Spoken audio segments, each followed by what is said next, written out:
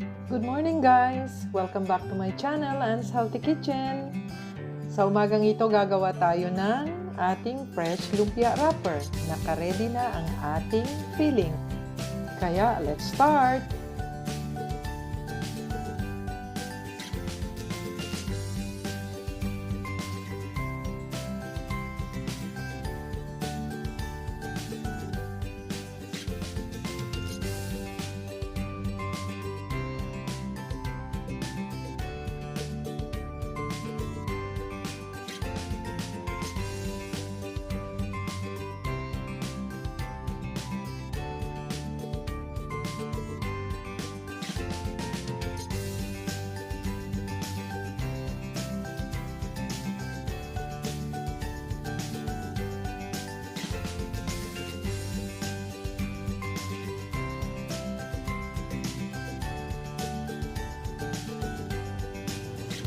Ito ang mga sangkap sa ating fresh lumpia wrapper. So, ito naman, meron tayong ditong flour. At saka, ito ang ating cornstarch. At saka, meron tayong ating itlog. Ngayon naman, ito naman ang ating oil. Okay, at saka ang ating salt, at saka ang huli ay ang ating tubig. Okay, so ngayon ang gagawin natin ay itimplahin natin ito, and then syempre lulutuin na natin. Gagawin ay itong ating flour, ilagay natin ang ating cornstarch para mahalo natin siya.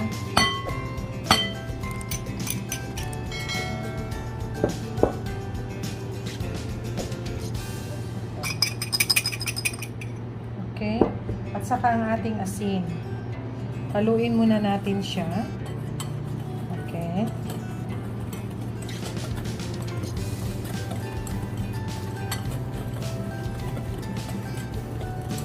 Tapos, pwede na nating ilagay ang ating itlog.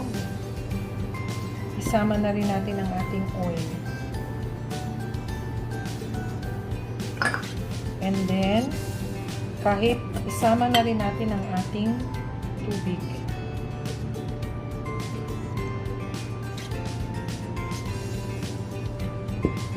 Yan muna. Haluin muna natin siya. Huwag kayong mag-alala, hindi yan kailangan mawala lang natin ang kanyang mga lumps. Okay, so, ang ginawa ko sa ating all-purpose flour ay akin na siyang sinip. So, ayan. Hanggang magiging smooth ang kanyang mixture. Lagay natin ang ating tubig pa. Okay. Ang ating lumpia wrapper ay kailangan ang kanyang mixture ay runny. Okay? Kasi para naman itong crepe na gagawin natin. Kung sa tingin ninyo na nagbuo-buo pa, kahit paano ninyo siya i-mix, so walang problema, pwede nyo siyang salain. Okay? So, ayan. So, ganito na siya.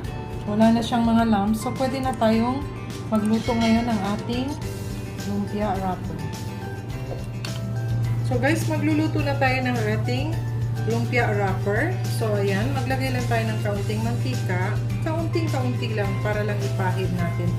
Although non-stick naman ito, pero mas maganda pa rin yung sigurado tayo na hindi siya didikit. At saka naka-low fire tayo para hindi talaga siya didikit. Okay? So, ayan. Ganyan lang. Kahit hindi siya masyadong round. Wala namang problema kasi nasa ano natin yan mamaya sa ating pagra-wrap. So, okay na yan ganyan. Ayan, nabaliktad na natin ang ating wrapper.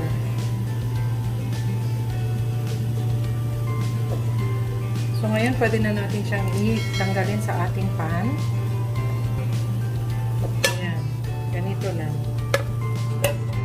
Ayan, guys. Okay. So, ganyan. Okay. Maglagay tayo ulit.